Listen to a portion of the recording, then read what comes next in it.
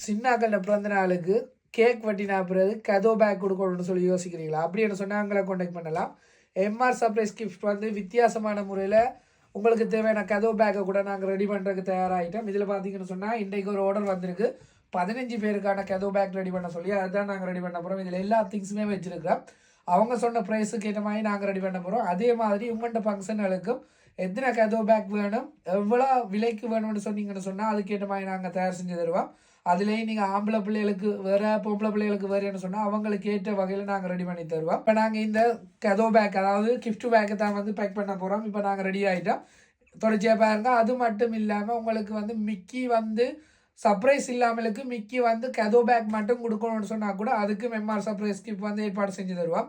So உங்களுக்கு தேவையான எல்லா விதமான தேவைகளுக்கும் வந்து எம்ஆர் சர்ப்ரைஸ் கிஃப்ட்டை கான்டாக்ட் பண்ணலாம். இப்போ வாங்க நாங்கள் பேக் பண்ண போவோம்.